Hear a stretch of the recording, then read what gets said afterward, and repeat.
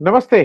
मेरे साथ सतीश झा साहब जुड़े हैं, मैंने उनको पकड़ा आज क्योंकि कल जो देश की संसद में हुआ, वो अनप्रेसिडेंट है। मतलब ऐसा ऐसा ना भूतो ना भविष्यतो, ईश्वर ना करे कि हमारे देश में इसको दोबारा देखने को मिले। क्योंकि कल बीजेपी की एक मुहिम विपक्ष मुक्त या कांग्रेस मुक्त भारत बनाते-बनाते बीजेपी अब विपक्ष मुक्त संसद बनाने का तो कोशिश कर ही रही है। राज्यसभा में संसद में इंडिया अलायंस के कुल 95 सदस्य हैं, 95।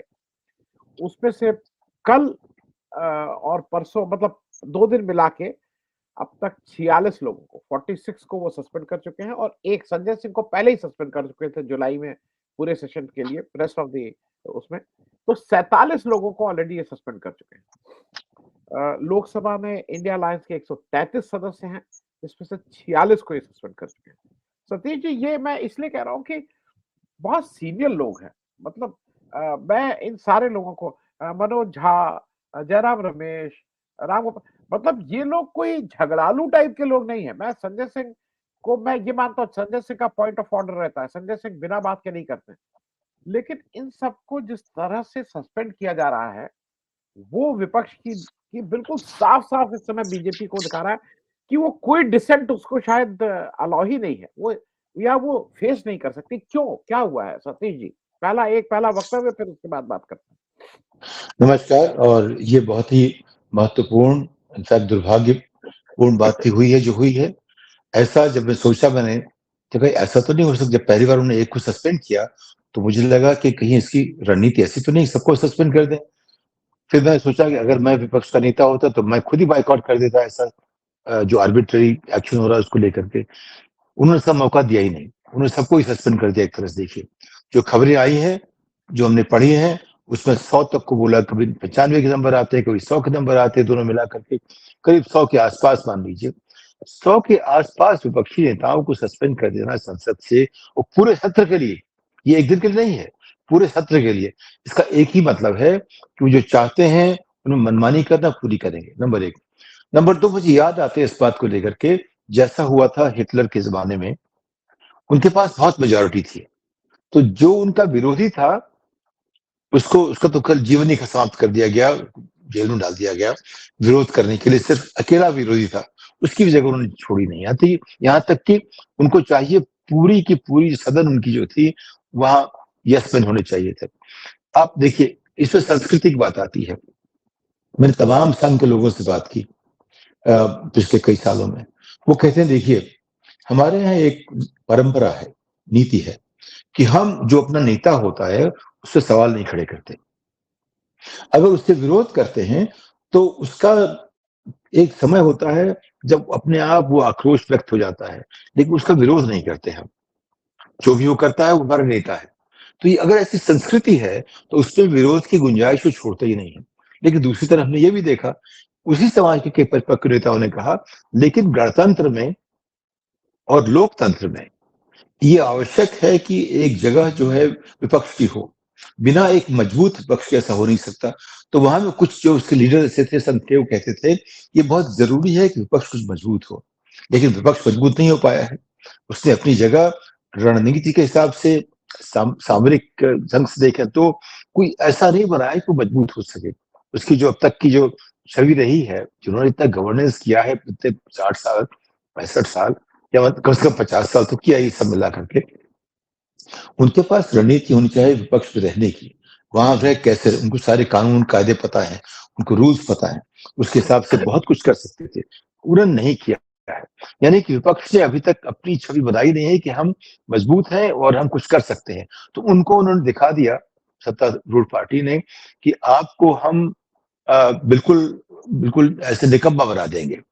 आपके जितने हथियार हैं हम अब ले लेंगे और आपको संसद से निकाल देंगे, कुछ भी कर नहीं सकते। जिसके खिलाफ उनके पास वो सोच भी नहीं रहता ऐसा हो सकता था। ये बहुत बड़ी कमी है। हमें देखना चाहिए कि अगर एक जो राज्य है, एक रजीम जो है, किस तरह से उसका व्यवहार है, जिसने मीडिया को क्या कर दिया, जुडिशरी को क्या कर दिया, एग्जीक्यूटिव जितने इंस्ट्रूमेंट्स को क्या कर दिया, उसका ये अंतिम जो आप देख रहे हैं, संसद को भी उसी तरह से इस्तेमाल कर रहे हैं जैसे कि उनका उसके ऊपर अधिकार है, गवर्नमेंट पर है, मीडिया को उन्होंने कब्जे में कर लिया। अब देखा 2 दिन पहले अडानी ने आईएएनएस खरीद लिया। पहले उन्होंने एनडीटीवी लिया था, उन्होंने 2 दिन पहले वायर सर्विस खरीद ली, आईएएनएस, जो कि इंडिया ब्रॉड न्यूज सर्विस थी, वो भी खरीद ली। यानी कि उनकी जो एक रणनीति है कि देश में कोई भी विपक्ष हो ही नहीं, कोई डिसेंट ना हो, उनके खिलाफ कोई खड़ा ना हो सके, बात भी ना कर सके। ये जो आप देख रहे हैं, उस रणनीति का या उस समझ का या उस संस्कृति का जो उनकी बनी हुई है, उसका एक हिस्सा है। और इसका एक ही जवाब हो सकता है कि विपक्ष मजबूत बने। आनंद जी। जी, नहीं देखिए एक चीज और है, लेकिन सतीश जी, जिस तरह से मैं देख रहा हूँ, भाई ये संसदीय परंपरा आज की नहीं है, बरसों से ये है कि अगर संसद इन सेशन है तो संसद में ही कोई मंत्री या कोई संसद का जो वो है, उस कोई भी नीतिगत बात या सरकार संसद सेशन में है तो संसद में पहले बोलेगी, बाहर नहीं बोलेगी। जिस दिन ये बुधवार से ये हुआ है, उसके बाद न प्रधानमंत्री न गृह मंत्री संसद के अंदर नहीं आ रहे हैं, उस बिल्डिंग में तो हैं, और वो संसद के बजाय अपना वक्तव्य कभी दैनिक जागरण अखबार को, गृह मंत्री इंडिया कॉन्क्लेव में, इंडिया टुडे की कॉन्क्लेव में जाके दे रहा है, लेकिन संसद में नहीं बोल रहा है। और मुझे बिल्कुल साफ ये नजर आ रहा है कि वो संसद में इसलिए नहीं बोल रहे हैं कि संसद की बात जो होती है वो रिकॉर्डेड होती है, वो कार्रवाई में जाती है, और वहां अगर वो झूठ बोलते हैं और इस उल जलूल बातें करते हैं तो वो साफ साफ बहस पे आ सकती है। मुझे यही लग रहा है, और किस वजह से भाग रहे हैं संसद से। देखिए, एक बहुत बड़ी वजह ये है कि जिस तरह से उनको आदत पड़ गई है हमेशा बादशाह बनने की, वो आदत जो है उसका एक नया आयाम देख रहे हैं आप। संसद में इसलिए नहीं कह सिर्फ कह रहे हैं कि वो रिकॉर्ड बन जाएगा, वो रिकॉर्ड तो अपने आप ही हो गया। संसदीय रिकॉर्ड एक प्रोसीजरल चीज है, उससे कोई खतरा नहीं है, बहस होती रहेगी। अब उन्होंने देखा कि बहस होती रहेगी, उसको कम कर देते हैं। कोई जो विपक्ष में बात करता है उसको स्पीकर साहब कहते हैं आप चुप रहिए, बैठिए, आपको हम ज्यादा समय नहीं देंगे। तो वो चीज चल रही है 9 साल, 9.5 साल चल रही है। तो ये उसकी उसकी जो परिणति है, परिणति, आखिरी परिणति आपको ये दिख रही है कि विपक्ष को खत्म ही कर दो, उनको बोलने की आवाज ही नहीं दो। सबसे बड़ी बात यह है कि उनको एक दिन के लिए करते, आधे सत्र के लिए करते, मैं समझ सकता था, लेकिन पूरे सत्र के लिए कर देना, अगर 2 घंटे के लिए करते, 4 घंटे के लिए, आज के लिए करते, तो समझ आता है कि उनको कहीं आक्रोश है। लेकिन पूरे सत्र के लिए खत्म करना से ये लगता है कि वो नहीं चाहते किसी भी तरह का विरोध हो, विपक्ष हो, विपक्ष विहीन उनको संसद भी चाहिए। देखिए, आपने देखा कि सुप्रीम कोर्ट कैसे काम करता है, कुछ आवाज करता है, कुछ कभी अच्छी अच्छी बातें करता है, किताबी बातें होती हैं। अपने एक सीजेआई को देखा, रमना साहब को, उन्होंने सारा अपना सत्र निकाल दिया, पूरा टर्म निकाल दिया बाहर बात करने में, विदेशों में घूमने में, हर जगह अच्छी अच्छी बात करते थे, लेकिन कोर्ट में आप कुछ नहीं करते थे, क्योंकि सबके ऊपर अंकुश लगे हुए हैं। जज दया अभी तक सबको याद है, जज जो है वो हमारे जो जुडिशरी के ऊपर काफी उनका एक छाया उनकी पड़ी रहेगी।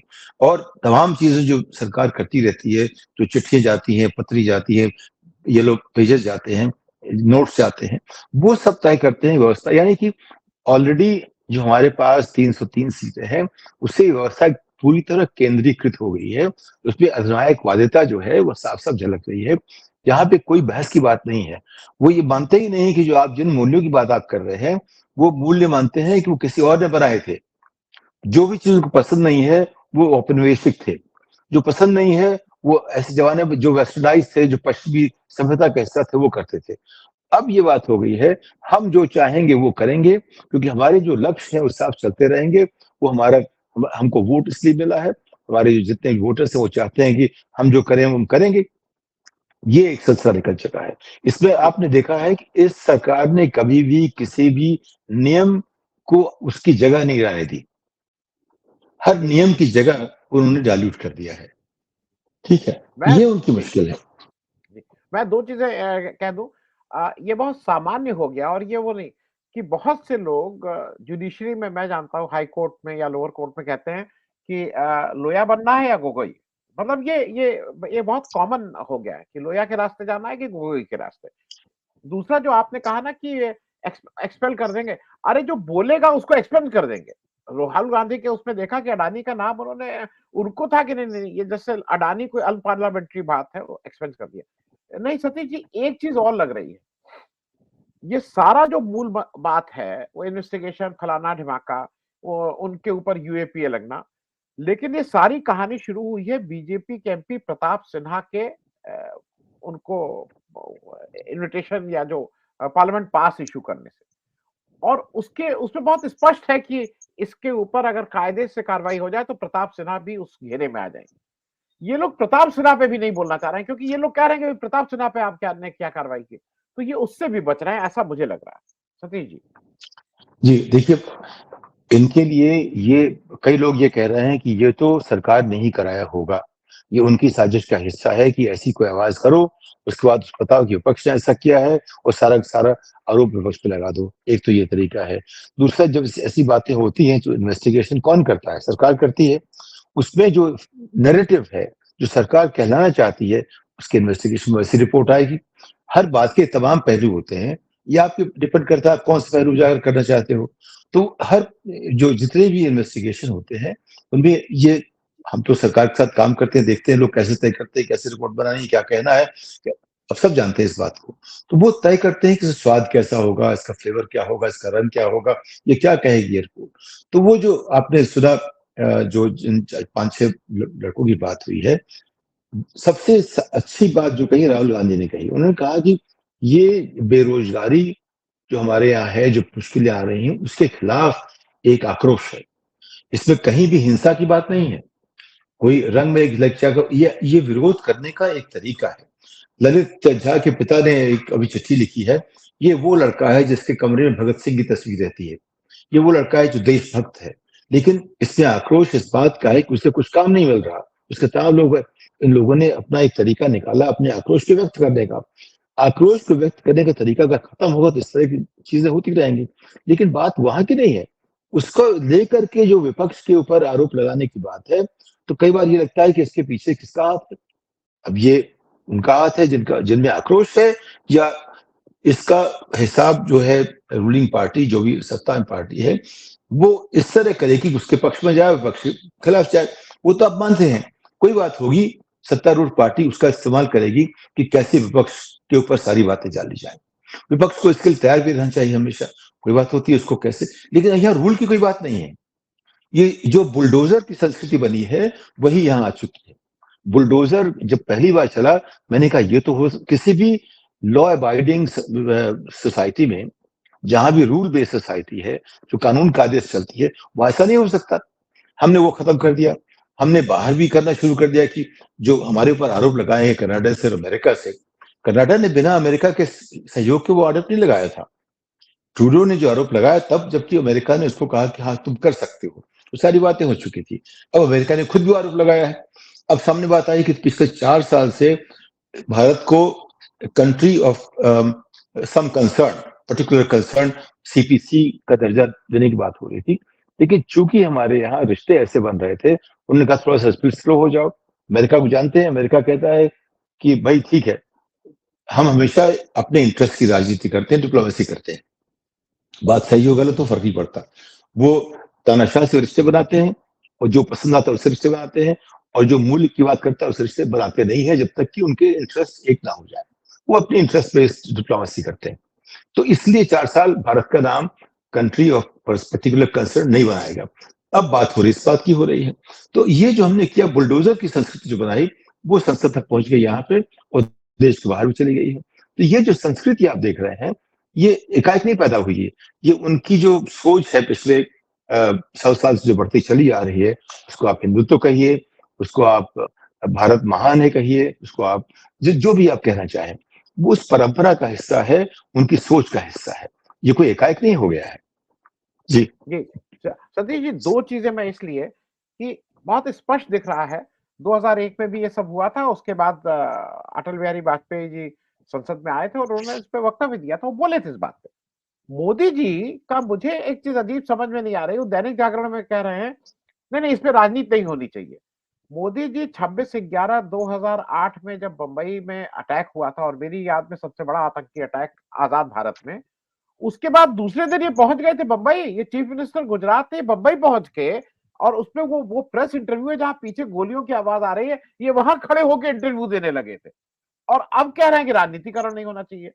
दूसरा ये कह रहे हैं कि रिपोर्ट आ जाने दीजिए, रिपोर्ट हमने उसका इन्वेस्टिगेशन हो जाए फिर डिस्कशन करेंगे। तीसरा जो सबको डर ये लग रहा है और जो स्पष्ट हो गया है कि इनको काफी बिल पास कराने हैं। मतलब अब ऑपोजिशन विहीन उसमें ये खटाखट अपने बिल पास करा लेंगे, जो चाहेंगे वो करा लेंगे। ऑपोजिशन वैसे भी कुछ रोक नहीं पाता, लेकिन जिसको कहते हैं ना, आंख की शर्म भी खत्म हो गई। मैं थोड़ा ये चाहूंगा कि मोदी जी 2008 में क्यों पहुंच गए थे बम्बई भाई? वहां गोली चल रही थी और ये बम्बई पहुंच के प्रेस कॉन्फ्रेंस कर रहे थे। देखिए, राजनीति का मतलब होता है जो मैं करूं वो सही है, जो आप करें वो राजनीति है। तो जब उनको मौका जब भी लगता है, राजनीति करने में बहुत माहिर हैं, तो जो राजनीति करते हैं उसके कहते हैं ये राजनीति नहीं है। ये तो आम बात हर जगह होती है। जैसे हमारे एक बार मैं काम करता था एक बड़ी संस्था में, अंतर्राष्ट्रीय संस्था में, तो उसमें एक आदमी ने आरोप लगाया कि ये राजनीति करते हैं। तो चेयरमैन ने कहा, हमारे यहाँ कभी कोई राजनीति नहीं होती, राजनीति बहुत साफ है। तो जो लोग करते हैं वो अपनी अपनी बात राजनीति नहीं कहते, जो दूसरे करते हैं वो राजनीति होती है। तो नरेंद्र भाई को ये बहुत अच्छी तरह मालूम है कि जो करते हो राजनीति है, लेकिन उसको नहीं कहेंगे राजनीति, जो दूसरे करते हो राजनीति होती है। तो जी वो सोचने का यही तरीका है, ऐसे लोग सोचते हैं। और जहां तक बात जो आपके आपके बाकी पॉइंट्स की है, इसमें मूल्यों की बात नहीं हो रही। अटल जी की बात एकदम अलग थी। अटल जी हमेशा संसदीय मूल्यों के साथ चलते थे। 2014 से भारत में संसदीय मूल्यों का अवमूल्यन हो गया है, उनका कोई मतलब नहीं है। देखिए, वरना 370 हटाने में वो एक प्रोसेस अख्तियार करते। इन्होंने कभी भी कोशिश नहीं की किसी प्रोसेस की सैंक्टिटी को मेंटेन करने की। जो भी प्रक्रिया है उसका उसकी जो एक उसका जो एक तरीका है, उस पर उन्होंने सोचा ही नहीं कि इसकी जरूरत भी है। उन्हें ये कहा हमें ये काम करना है, जैसे भी होगा करना है। उसके लिए हम चाहे सत्ता का इस्तेमाल करेंगे, मिलिट्री लगाएंगे, जो भी करना है, यूएपीए लगा देंगे आपके ऊपर। अगर अखबार वालों को उनकी आवाज बंद करनी है तो यूएपीए का इस्तेमाल करेंगे, 5 साल तक वो बेल नहीं देंगे। यानी जो भी हो सकता है, मैसेजिंग बहुत साफ है। आप अगर विरोध कीजिए तो आपकी जगह आपको शांत कर दिया जाएगा, जो भी तरीका आपका हो, चाहे मुंह बंद करेंगे, चाहे आपको पीछे छोड़ देंगे, आपकी आवाज निकल नहीं देंगे। बेसिकली आवाज आपकी आने नहीं चाहिए। तो ये आवाज बंद करने का तरीका है। अगर आवाज बंद आपकी है तो आप आजादी से रहिए। आवाज ही से घबराते हैं। जी। जी। मैं मैं सतीश जी, चलते चलते एक अंतिम प्रश्न, इसलिए कि अमेरिका की आपने राजनीति को बहुत पास से देखा है और आप मीडिया की बात कर रहे हैं। अभी जब 3 दिसंबर को काउंटिंग हो गई, तो हमारे मीडिया के एक बड़े नाम, मतलब सुधीर चौधरी जी, बताए कि अब वो छत्तीसगढ़ नहीं, अब वो मोदीगढ़ उसका नाम हो गया है, मतलब मोदीगढ़ हो गया। राजस्थान को उन्होंने कहा वो मोदी स्थान हो गया, और मध्य प्रदेश को उन्होंने कहा अब वो मोदी प्रदेश हो गया है। उन्होंने ये कहा नहीं, लेकिन उनकी मंशा ये थी कि महाराष्ट्र को भी अगर उनका मन चलता तो वो कहते कि वो मोदी राष्ट्र हो गया, वो देश को ही मोदी राष्ट्र करना चाहते। मैं आपसे स्पेसिफिक चीज ये पूछ रहा हूं, जो मेरी जानकारी है कि ट्रंप कभी अनाप शनाप बोलते हैं, थे जब वो प्रेसिडेंट थे, तो वहां का टीवी बंद कर देता था कि ये अनाप शनाप दिखाने के लिए, हम प्रेसिडेंट के लिए नहीं है, ये जो बिना सिर पैर की बातें करते हैं। क्या इस तरह की बात होती है अमेरिका में? बिल्कुल। एक्चुअली अगर आपको याद हो, एक बार वहाँ के एक बड़े 3-4 जो एंकर थे एबीसी के, उनका नाम मुझे नहीं याद, डैन रादर ने जो सीनियर बुश प्रेसिडेंट थे, उनको वो बोल रहे थे, उनको उससे काट दिया। सिटिंग प्रेसिडेंट उन्होंने काट दिया और सरकार उसका कुछ नहीं कर पाई। उसने अपॉलॉजी तक इस बात की नहीं दी। उसने कहा ये मेरा अधिकार है कि अगर कोई बात मुझे पसंद नहीं आती है, जो जनता के लिए ठीक नहीं है, मैं अपनी तरह से दुनिया को देखूं। उसने उसके लिए माफी नहीं मांगी। डैन रादर की बात कर रहा हूँ। ठीक उसके 2-3 साल बाद कुछ चीजें हुई, रिटायर हो गए, कुछ पहले रिटायर हो गए, बहुत चीजें हुई, लेकिन उन्होंने ऐसा किया। ट्रंप के बारे में जब लोगों ने कैमरे हटा दिए उनके सामने से, तो यहाँ की वहां पर चूंकि एक देखिए, जो भी है वो रूल बेस्ड सोसाइटी है। जो अगर आपका बुरा भी करेंगे, रूल बेस्ड करेंगे। वो तरीका उनका है कि रूल बेस्ड होना चाहिए। वो उनकी एक ऐसी अवधारणा है, उनका ऐसी मानना है कि बिना रूल बेस्ड बने हम डेमोक्रेसी नहीं हो सकते। रूल बेस्ड करके वो गलत काम भी कर सकते हैं, लेकिन वो रूल बेस्ड होगा। जो भी करेंगे रूल बेस्ड होगा, उनका ये मानना है। इसलिए जो है, ट्रंप के इतने भी अपराध हैं, उनको साबित करने के लिए कितनी कोशिश की जा रही है, लेकिन जब तक रूल बेस्ड एक नतीजा नहीं निकलता, उनको अपराधी घोषित नहीं किया जा सकता। इंडाइटमेंट हो सकता है, लेकिन जो रिजल्ट आएगा तभी होगा जब पूरा प्रोसेस हो जाएगा। तो वहां प्रोसेस की जो प्राइमेसी है, वो हमारे यहाँ नहीं है। हमारे यहाँ जिस दिन से बुलडोजर शुरू हुआ है, उस दिन से मान लीजिए मैंने मान लिया था कि हमारे देश में लोकतंत्र समाप्त हो गया है। अगर आप law based rule based society नहीं है, तो फिर क्या मतलब रह जाएगा किसी चीज का? तो रूल बेस्ड सोसाइटी लोकतंत्र के लिए, गणतंत्र के लिए इसकी आवश्यकता होती है, और जब तक उसको आप मान्यता नहीं देंगे तो एक ही रास्ता है, वो रास्ता है जो 1936 से 45 तक का जर्नीन था, वो रास्ता साफ दिखता है उसमें से। जी, जी। जी। सतीश जी बहुत-बहुत धन्यवाद। आज इंटरेस्टिंग ये होगा देखना कि इस रिड्यूस जो विपक्ष है, ट्रंकेटेड जो कटा-छटा विपक्ष है, उसके साथ आज क्या सलूक किया जाता है। देखने क्योंकि ये चीज़ें तो बहुत सेटल हो गई कि बीजेपी किस नज़रिए से इस देश के लोकतंत्र को देखती है। बहुत-बहुत धन्यवाद शो में आने के लिए। Thank you so much. जी, नमस्कार।